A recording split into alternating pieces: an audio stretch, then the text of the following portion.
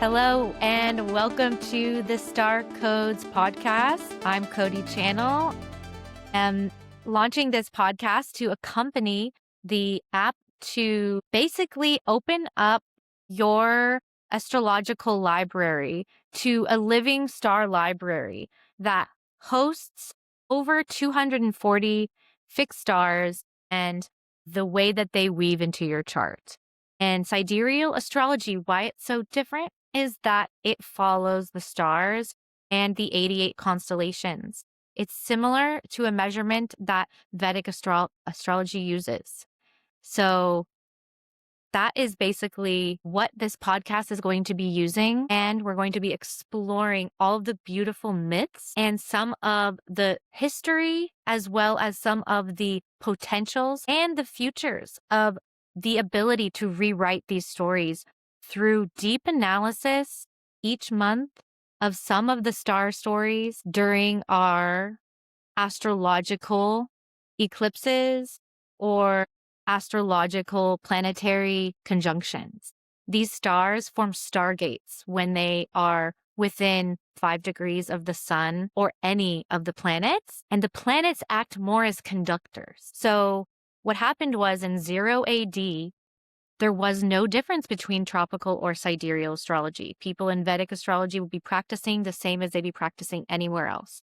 And they used the stars to inform their calendar, which was 13 months. And it wasn't until the Roman Empire and Ptolemy decided, after the development of a star library, to create a system where we would stop taking account that the stars move 1 degree every 72 years. So those stars have drifted, and we are nearly an entire sign apart from where the actual true sidereal sky lands.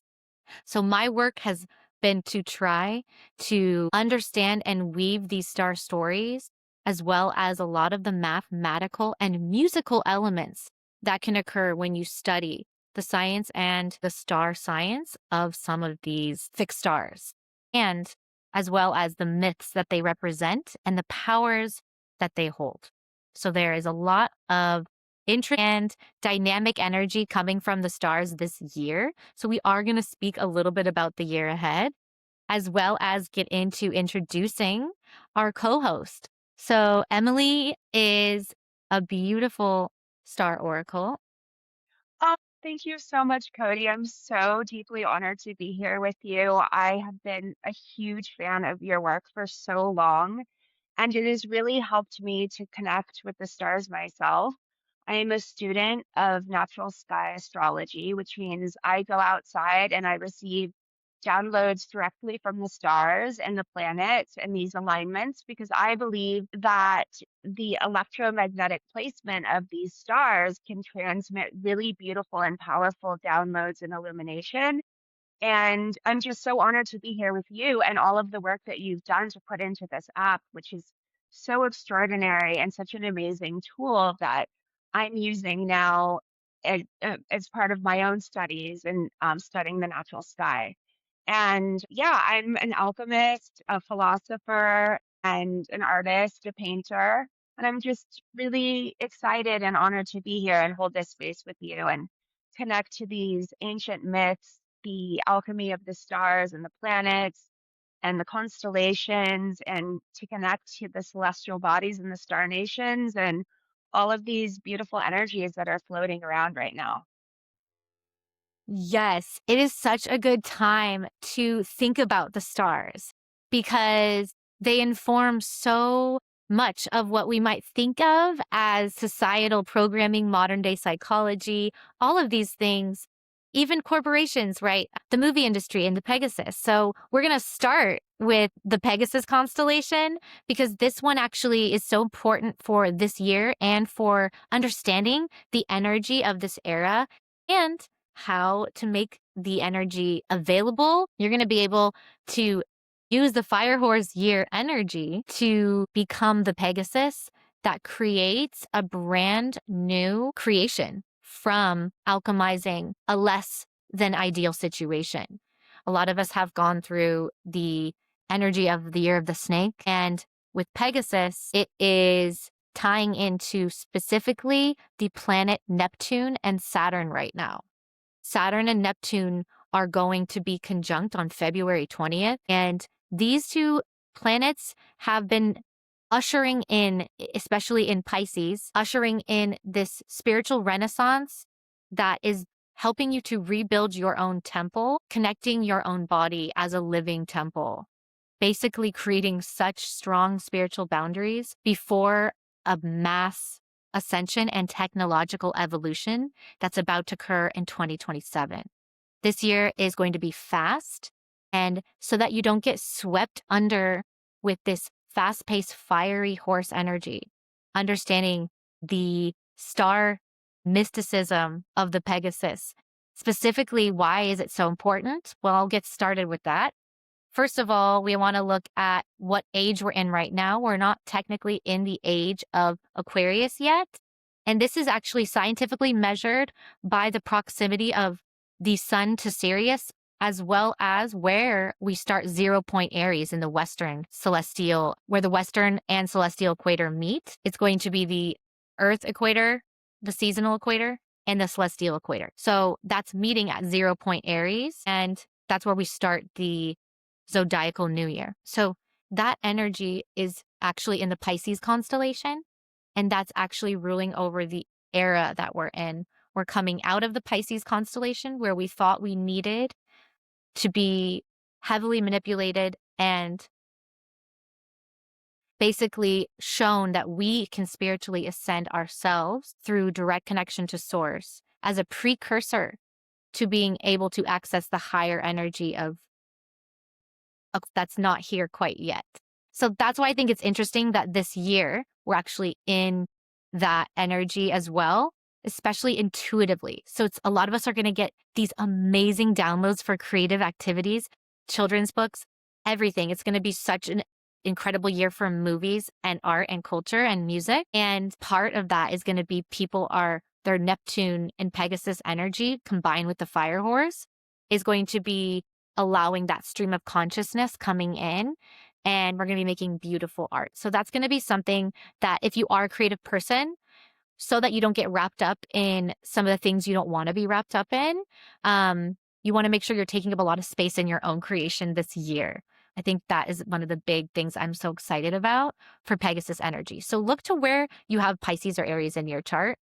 And I believe that the next thing is that we have a huge year for Cancers and Leos, as well as a huge year for people with Pleiades star system energy. This would be if you are a Gemini or a Taurus in Western or Sidereal astrology.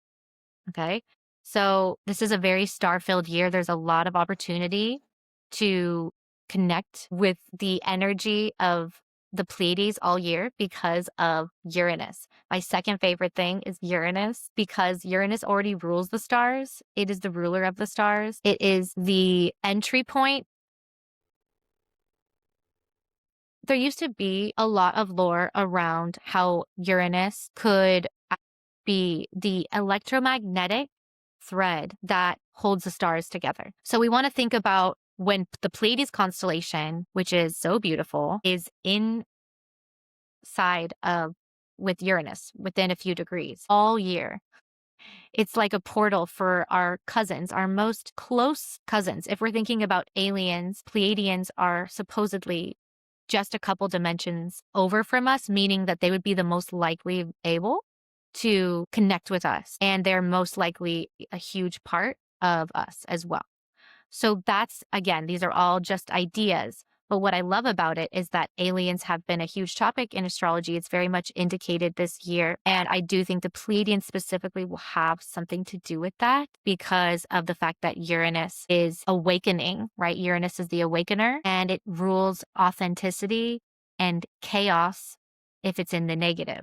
So a lot of chaotic exits happen when Uranus is activating. And so I believe that the Pleiades is going to take a huge role in expressing herself to us in the most authentic way all year long. And so, Emily, I would love to hear about some of your ideas about this Pleiadian year. And obviously, it's the sisters, but I would love to hear a little bit about more about this year in the Pleiades. Oh, thank you so much. Yes, it's really exciting. I mean, we've been in the orb of the Pleiades with Uranus since 2024. And right now we're like entering into the strongest point until 2028. But this year in particular, 2026 to 2027, we have this alignment with Uranus and the Pleiades. And the Pleiades is so interesting because it's actually one of the oldest cosmic stories in humanity. This is a story that has been passed down for tens of thousands of years around the entire world. And the story is of these seven sisters. And in North America, there were seven sisters, and then there was this wild bear that came and was chasing the sisters. And they were running and running. And as they ran, they created the canyons and they created the streams and they created the rivers, and their footprints created the mountains. And they ran up and they decided to leave and jump into the sky and rise above the chaos. But one sister stayed behind and decided to tame the bear and worked with the bear energy. And then the bear energy is very important in North American indigenous cultures because the bear is the one that taught the indigenous people what herbs to eat and how to interact with nature and how to tame the wild and bring in like the to work with the energy within the tribes. And then if you go down to the other side of the world to Australia, this story is the same. It's seven sisters, but then this hunter comes after the sisters and is chasing the sisters and chasing the sisters, and the sisters do the same thing. They create the canyons, they create the mountains, and six of the sisters jump into the sky to become the Pleiades. However, one sister decides to stay behind. And what's interesting about that is there's this correlation. And if you go to the Greek mythology with Orion, but I was with my husband the other night and we were observing Orion and we were observing the Pleiades, and we were like, wow, yeah, like Orion's like really well endowed. Like he's like, you can just that's not a leg below Orion's belt. And we're like, okay, so one Yeah, sister was like, all right, I'm gonna stay and like hang out with Orion and totally. work with this energy, this like primordial energy. And it's this kind of like love story of sorts. But then if you go to Africa, there's the seven sisters, but there's this terrible famine and the rains are not coming and there isn't any food. And the sisters decide, okay, well, we're going to go and we're going to go up into the heavens and we're going to make sure we're going to work with the sky god and we're going to make sure that the rains come. And so six of the sisters left, and then the one sister stayed behind and decided to make sure that the seeds were planted. But the one sister, she goes back and forth and back and forth. And that parallels even to the Greek myth with Myrope, who marries a mortal and ends up staying, and goes back and forth and back and forth. And that's why the stars are so faint. But then if you go to India, it's the same story. You have the seven sisters, you have the Vedas, but the story is different here because there's a great fire and the fire is taking up the earth and it's devouring everything. But the sisters this time decide to impregnate themselves with the fire, with the chaos. They go up into the heavens and they tame the fire. And the one sister again comes back down. She's the bridge between the heavens and the earth. Now, the Pleiades is actually a constellation of 1,000 stars, and they're very, very young stars compared to, our star is like 4.5 billion years old or something like that. I could even be older. I could have those numbers wrong, but basically, the I'm Pleiades pretty sure, right? it's only 100 million years old, and there's this incredible these bright blue, like really, really hot stars, and there's a lot of cosmic activity in the Pleiades. And the Pleiades, these 1,000 stars actually formed from this giant blue mist, these gas clouds that collided in the universe. And so I also think of like the mists of Avalon and the protective knowledge. It's the seven sisters. They rose up and they decided to rise above the chaos and observe from a distance and to to watch down and look over and make sure to help to guide and maintain the order of the preciousness of the earth. So it's actually they are these very important guardians when it comes to like ecology and farming and fertility. And they were always prized as symbols of fertility because in ancient times it was so incredibly important when you planted your fields or you planted your gardens. If you were off by a week, all the seeds and everything that you collected could die and there could be a famine. So the Pleiades were a part of understanding when is it that we need to plant our seeds. And so they have a lot of meaning around like fertility and spring and youth. But in India, they also represent law. But this is like the cosmic truth. This is the cosmic order. This is divine timing. In this time right now, we're living in this kind of wild time. They ground us into, okay, what we don't. There are um there are cosmic truths that will prevail no matter what, and they help anchor in the information by guiding people, like offering downloads or whatever it is, to give us a guidance in order to protect these, like, the more delicate ecosystems and, yeah, and Mother Nature herself, and also the connectivity because the sisters are together. So it's really about community and community of the femininity, but also balancing the masculine. And so it's very powerful. And I want to share more about Uranus conjunction because there's some really interesting things there, but I'll let you go ahead first before I share a bit more about the Uranus Pleiades conjunction. I do think that these sisters, I just want to say one thing, are also aligning us with period 9 in Chinese astrology, which is featuring women 35 plus in positions of leadership.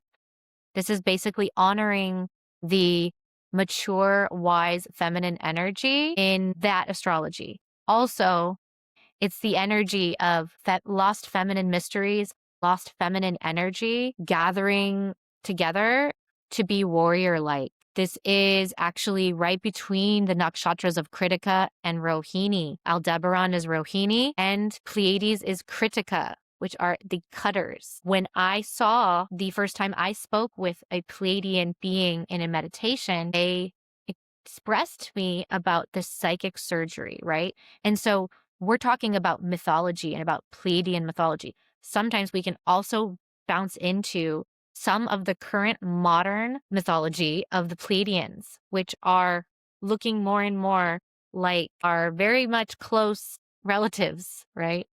So I love that this year is going to be featuring the energy of healing in groups of women. The blue light, the brightest light, right? The blue star is showing us that we're going to have a lot of technological advances this year with blue light and with different forms of healing. And so I don't want us to miss on these beautiful stars that often go overlooked, which is often why these stars are represented and used and utilized more in secret. And it's, I think, very important for us to discover and co-create these new templates for myths, deconstructing some of these older ideas. So like you were saying, Emily, with these older myths about a woman choosing a man and it dimming her light, then finding herself on Earth and deciding, these people are kind of funny here, among other things. So anyway, there's so much I could say about Pleiades this year. If you're thinking about honoring your feminine and seeing what happens when you put your powers combined and learning about your specific powers, fine tuning them so that we can all work together and rewrite our futures, basically. Exactly. And I just want to add to that the Pleiades are in the Chinese constellation of the blue azure dragon, and they are the eyes and the mane.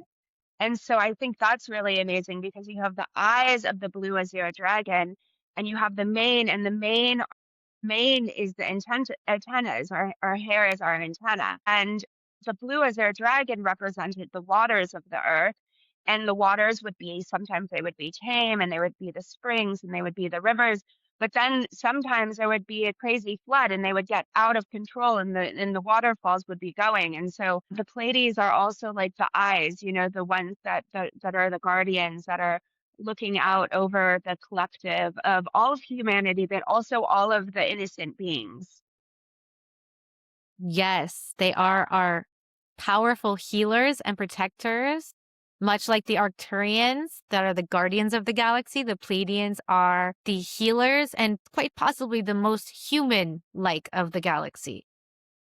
Yeah, and I think what's really interesting to me about this, the conjunction with Uranus, is um, that the light, it takes approximately 440 years for the light of the Pleiades to reach the Earth.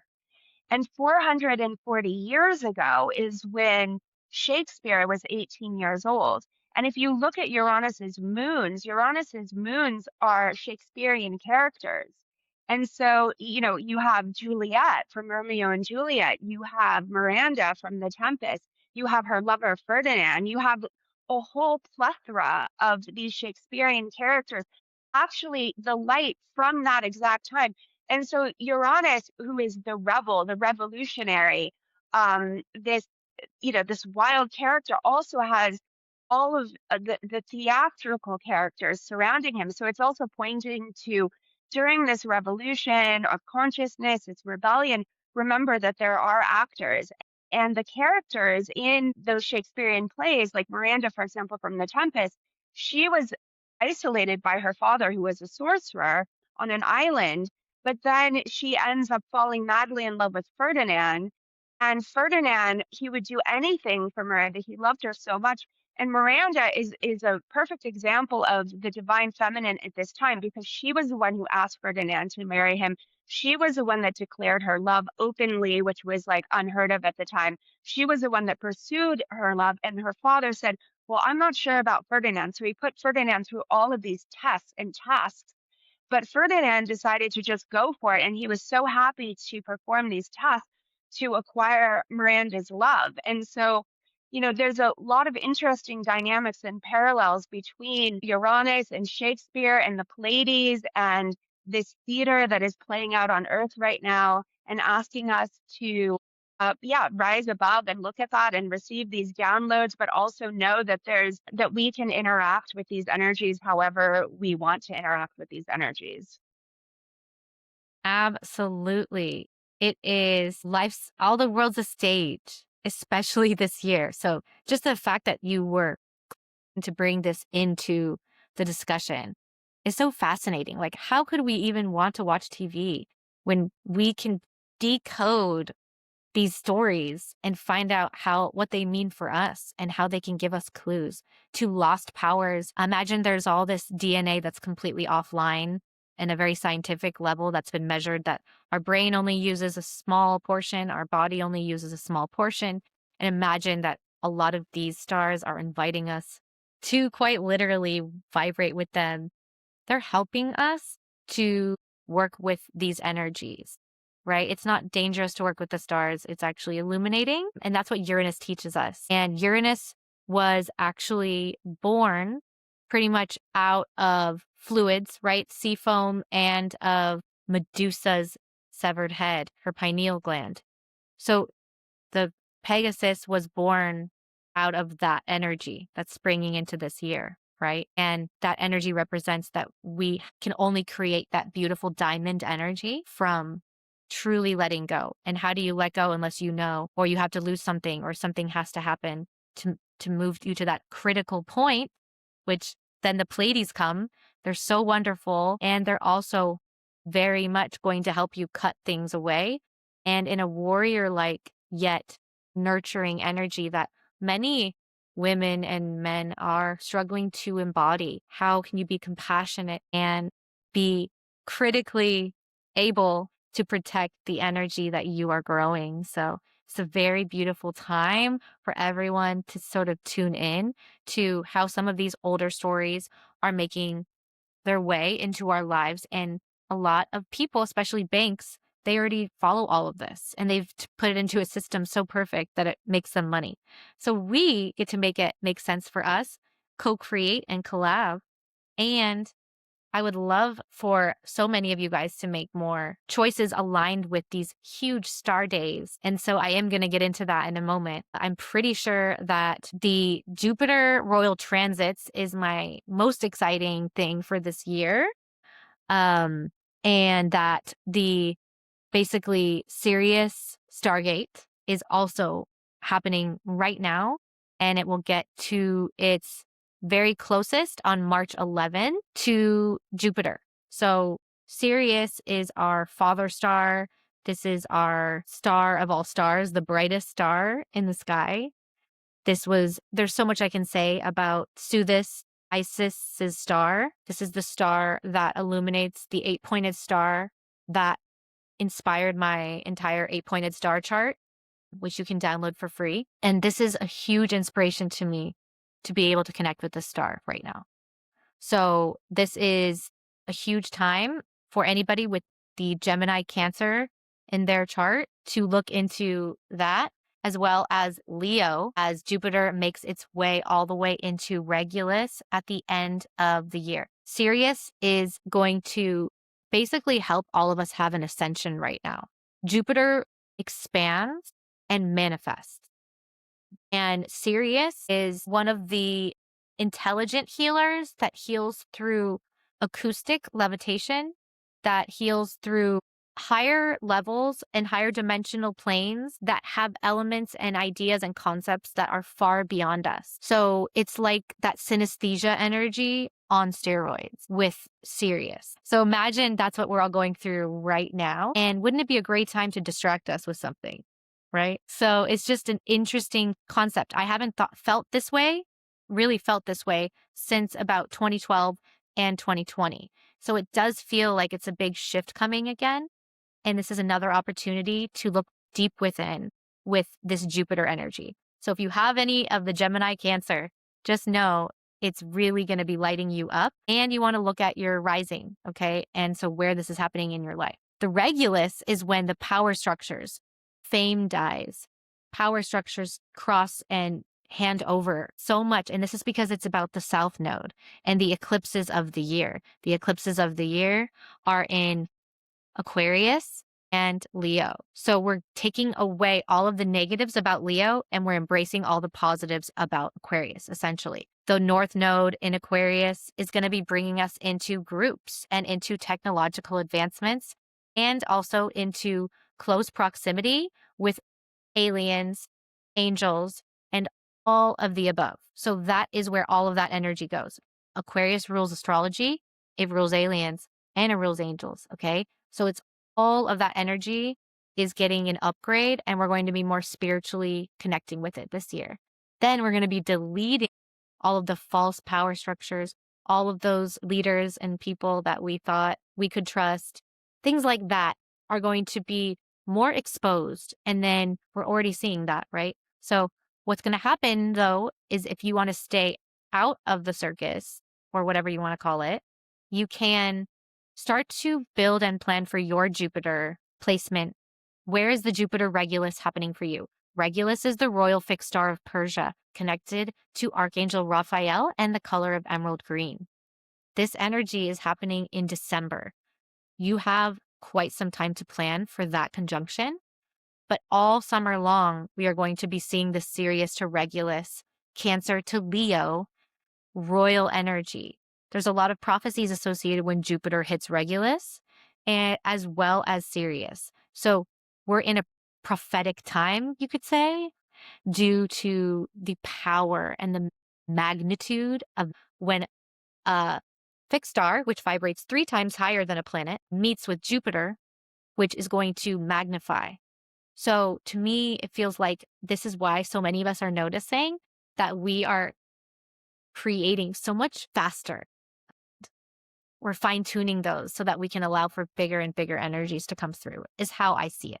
What do you think, Emily? How do you experience this? Yeah, I mean, I think that's so beautifully said. And Sirius is also the rainbow serpent. And I learned this from my one of my favorite astrology teachers, Divine Harmony, who has a master class that I think everyone should take. And I one thing I learned is that when you observe Sirius, and so when you go outside and you look at Sirius, which is one of the brightest stars, it's so beautiful right now. It's so beautiful, but it changes color. And if you photograph it, you'll see that it like literally moves in a serpentine motion and changes color in the camera. And it's really, really powerful. And as you were saying, it's the parent of our star, the father or the mother of our star. So it's like that energy is just incredible. And it's very much connected to the ancient technologies of like Egypt, for example, and Isis, as you were saying. And so and for us to step into our mastery and to follow our destiny, a lot of us have been sort of like isolating or feeling a little bit overwhelmed. And then the fire horse energy and the Pegasus energy is shifting that energy for us to then shed our old skins and then come out and allow ourselves to be reborn, as you were saying, into November and December when we're moving into the Scorpio energy, which Scorpio is also the butterfly. And so there's this moment when the chrysalis, the caterpillar, completely dissolves and it's like free falling and then begins to take the form of the butterfly. And my husband was pointing out that they had done this a study where they realized that even the little caterpillar still, even though it dissolved every single one of its cells and retransformed into the butterfly, it still had the memory of being the caterpillar. So it's like all of the things that we have learned have now brought us into this really powerful revolutionary moment for us to be able to receive these really powerful downloads and have ownership of the information in this illumination as we move forward and anchor in the frequency for the future and for the future generations. Absolutely. Yes. I love that Sirius being the rainbow serpent. I've Mhm. definitely I've seen it and I've felt it before, and it's incredibly powerful. And it definitely makes sense that that's the only way we could explain that supremely otherworldly 24th dimensional elite prism energy. Yes, yes. It's I wild. love that. Yes, But exactly. but but for real, if anyone is listening that has not done a lot of research on sidereal astrology yet, I'm just going to say one thing that I always like to say, which is so random. When you download your chart, your sidereal chart, which you can for free on my app, and you look it up and you look at the eight-pointed star and then you listen to the frequencies of those stars and planets, want you to really look and sit with that story that's on your ascendant. This is the big thing about star cultures, and what myself and Emily are trying to look into is what was the way to work with these stars and what was the message and what are they trying to say to us now. I'm sure the message has very much changed, right? So we're looking first at the truth and at the real history and then uncovering it, right? So what I want you to do is really sit with some of these stories, see where you feel them in your body, and just kind of test your body to see where you're holding that, because what's interesting is a lot of times they will directly line up with the planets that correspond to your chakra system. So it's really fun to test this out on yourself just to see if it's a resonance, because not everything's going to resonate. If you're looking to explore someone who has been the pioneer of sidereal astrology, who brought it to the big banks and allowed them to make a lot of money during a lesser than great, very depressing time around 1930. This was when L. Edward Jondro came onto the scene. He was an electrician turned astrologer that studied exact, precise star math to advise all of his very much 1% clients. So he did that. And he also found many systems that break star astrology into financially helpful systems. And I go over the financial astrology of the year. But let's just say it's going to be a very important year for the revolutionaries. And obviously, this Jupiter energy does lead to a very expansive spiritual and financial gain. Gold is ruled by Regulus and by Leo. Okay. We're going to see all of that gold energy, the star energy, fully transform everybody's ability to take up more space, be more confident, and most importantly, activate their heart chakra to a new level. Once you activate your heart chakra, you're able to affect more people around you. It also makes you more sensitive and you need more tools to keep that safe. So a lot of people have been purposefully keeping themselves not activated so they don't have to do that. This year, because so many more of us are activating, we're quite literally like a grid, and we're going to be helping each other activate and hold the frequency higher. The reason why I think it's so important that we specifically focus in on the heart and how a lot of people purposefully are keeping that dulled or closed, and how that's going to burst open by December 12th. So you can start working with your heart, working with the planets that are near Leo or the houses that are in Leo, Cancer in your chart, help you to look at that. And then if you're looking to really, if you're somebody who's more analytical and wants a lot of knowledge, my app is going to have that, as well as L. Edward Jondro created a system that nobody has been able to replicate. Cool. That's amazing. It's true. I mean, the financial abundance is like coming in. There is a complete paradigm shift. And I think so many of us are feeling that and we're seeing it. And yeah, I mean, I think the pyramid is kind of crumbling in many ways and the abundance is being distributed to the people and it will be. And this is the beginning of those like really beautiful systems that are being created. And we can see that very much in the stars.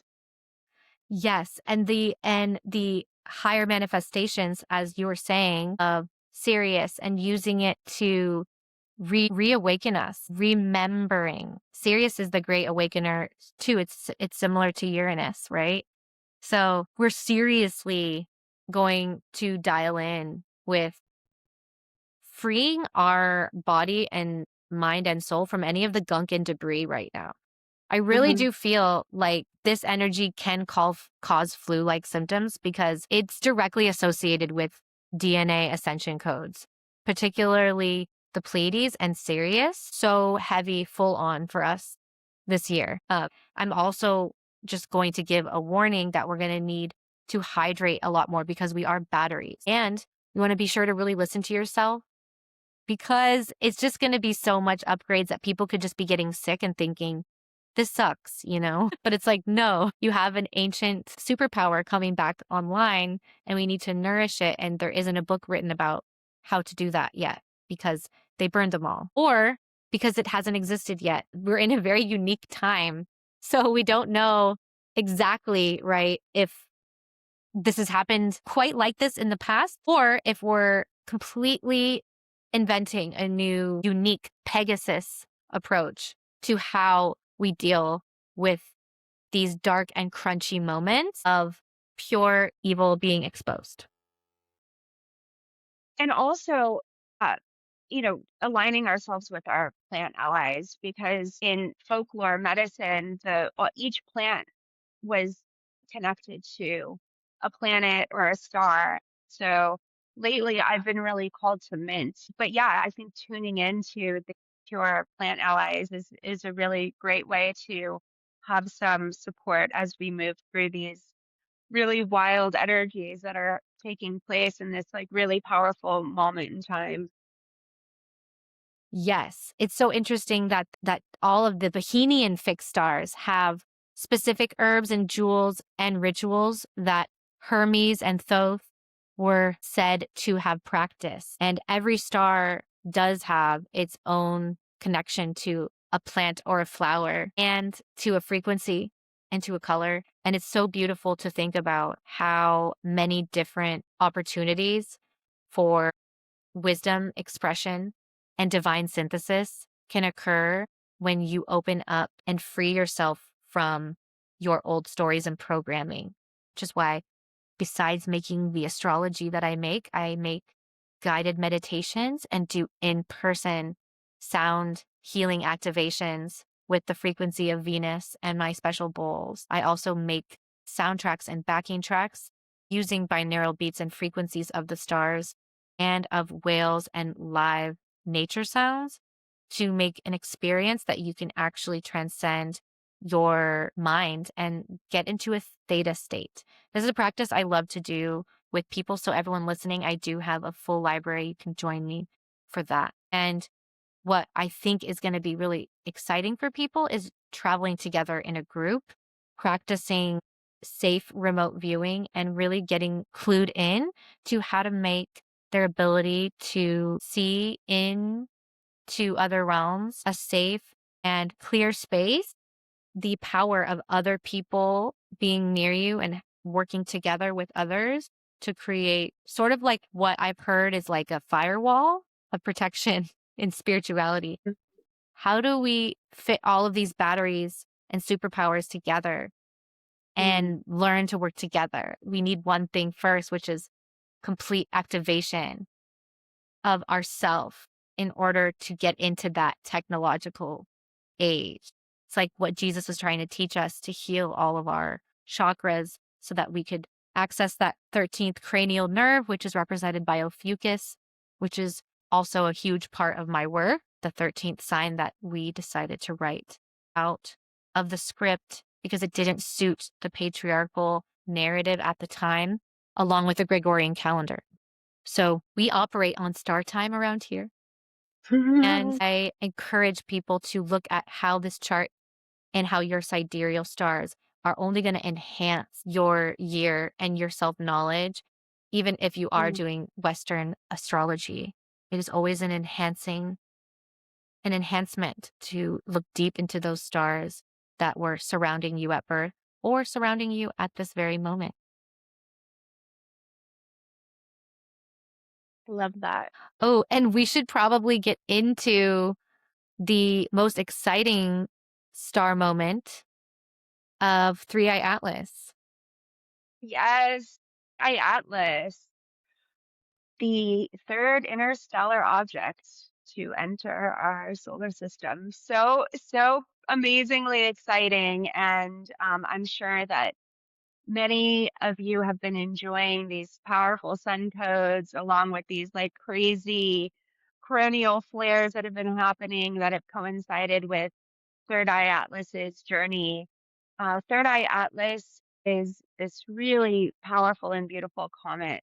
Unlike other comets, she's very dense in nickel. And nickel is like the bones of technology. It's what's used in computers and phones and all technology to really like, you know, to create the strength for the silica, which is like the brain or the heart of the technology, to move the electrons and protons around so that we're able to, you know, see our image or share our image or share information on our phone or whatever. Through my studies with Third Eye Atlas, I really got some powerful downloads about Hu Ruing Wuthi, which is the Hopi turquoise goddess, and she was one of the primordial grandmother creators. You know, Third Eye Atlas is believed to come from the primordial, from the waters deep, deep in Sagittarius, and could even have been traveling for a billion years, since about as old as our sun itself. And it's been really powerful and amazing to watch the way that she has flown in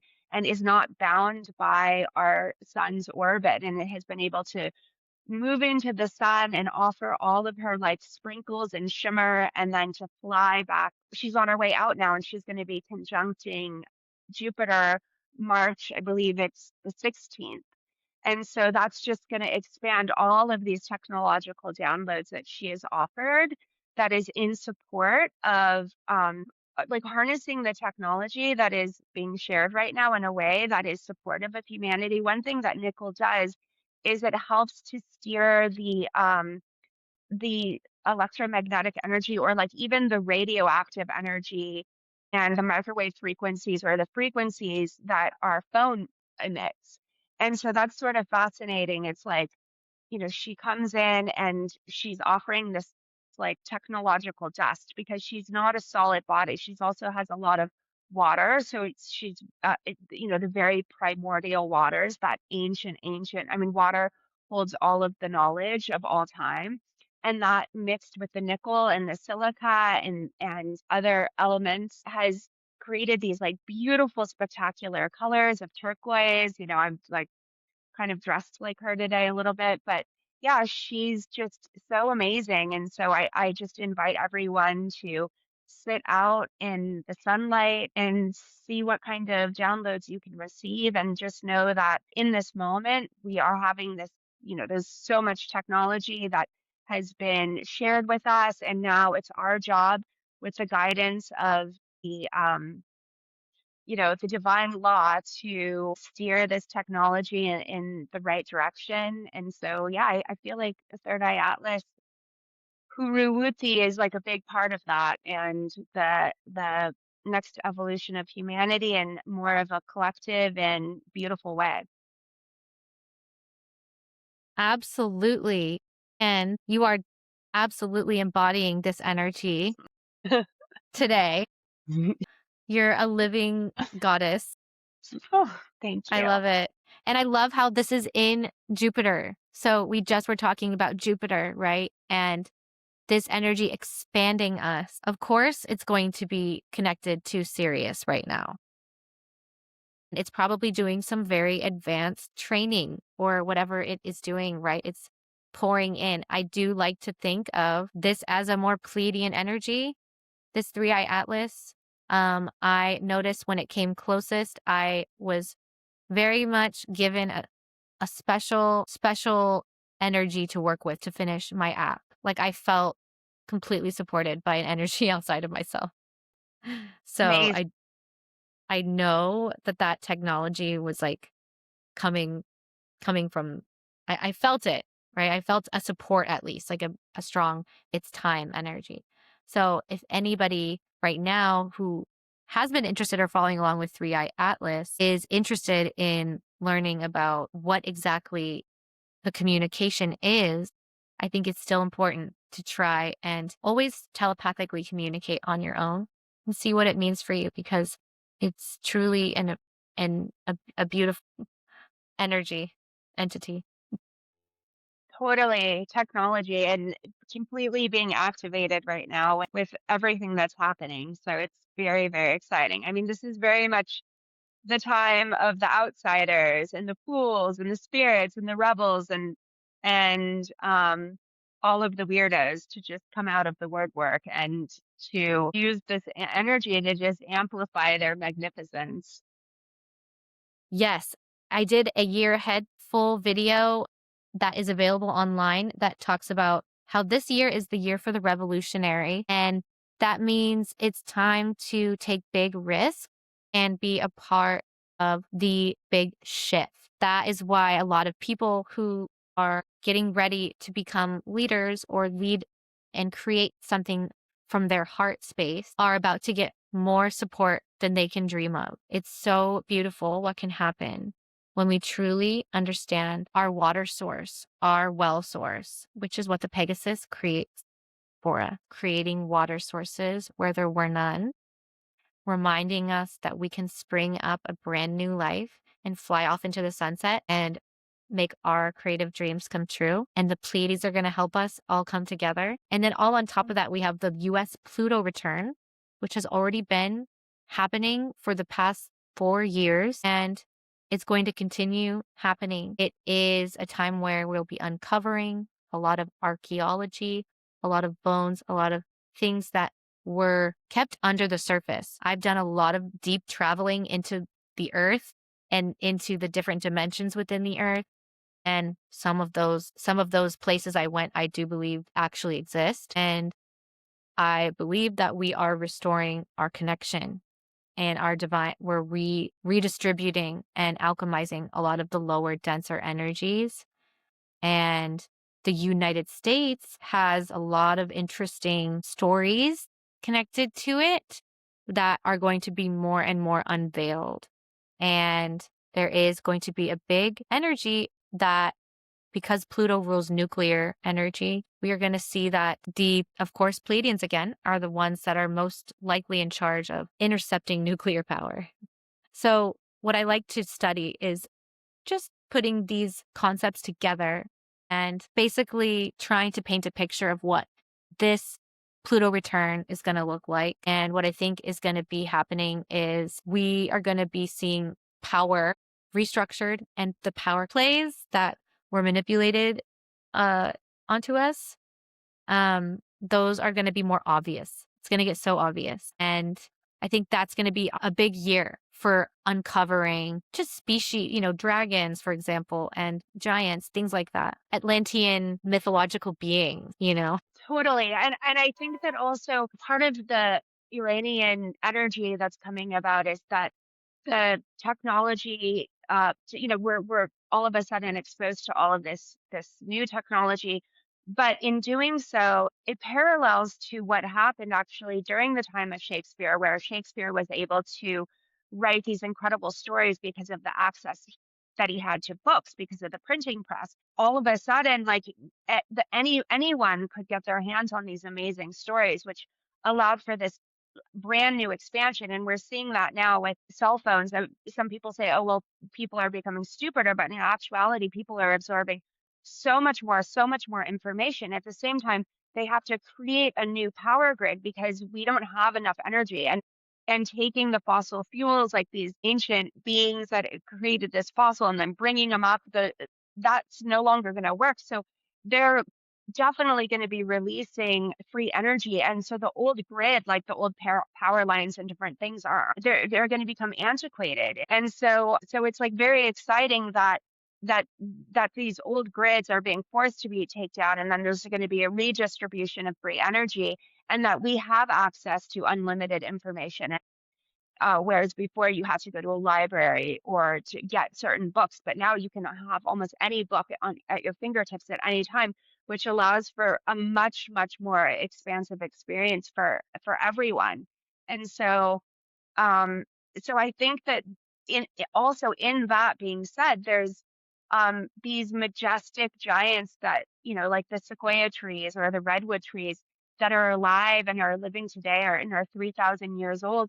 And in fact, when they excavated some of the areas around some of the sequoia trees that had perished in fires, they discovered that there were seashells that were planted in such a way that when these baby sequoia trees that were planted 3,000 years ago, that they were honored as communicators to the stars. So not only are we honoring the ancient bones and the ancient matter of times past buried beneath the earth, but we also can honor the giants that are living today Yeah. amongst us right now. Yeah. The ones that communicate with the stars, like the sequoia trees. Yes, absolutely. I love the sequoia trees. And Mm-hmm. I feel like we are that too. I do believe that as humans, we take that energy from the stars and alchemize it, putting it back into the earth. And that's how I believe working with the stars is one of the most grounded things you could be doing these days because it's a lot of stories that are truly living frequency books in our skies, right? Mm-hmm. Yeah. Living legendary novels in our skies. Mm-hmm. Mm-hmm.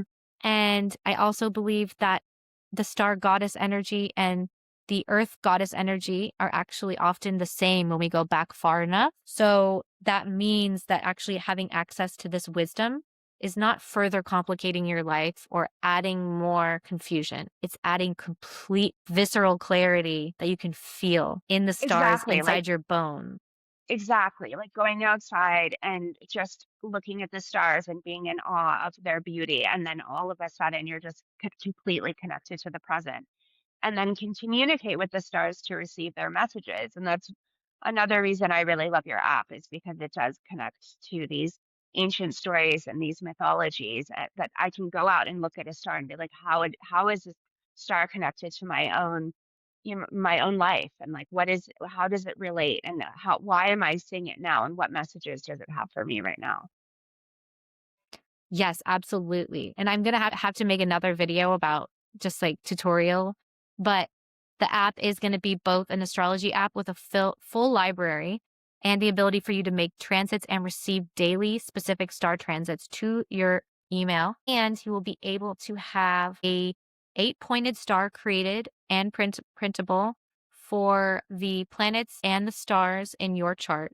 And that same chart becomes a synthesizer which you can use to create binaural beats and healing star ceremonies that are based around different categories, such as breath of fire clarity, such as healing your Venus sequence, such as there's very specific healing sequences available that you can do. Also, there's a freestyle instrument rack on there for anyone who is a little more savvy and techie, where you can dial in solfeggio, crystal, and star frequencies, as well as the scientifically backed frequencies of planets. And you can create your own entire sound bath out of the different instruments and the different frequencies.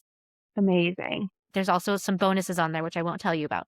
But this is why I think it's fun to play around right now for yourself, because I think that the empowering Aquarian technological energy that we're all so excited about requires a much more hardwired, secure, spine intact energy. When I think of something that's ungrounded or a lot of the energy that's leaving, it's called spinelessness.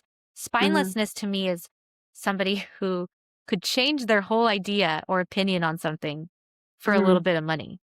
Some Yeah. people might change their whole opinion for like next to nothing. Like you buy them a cake. Okay, fine. And so what I think is interesting, if you're thinking about, okay, what do I know to trust? Trust if something makes your spine feel active or makes it feel gone.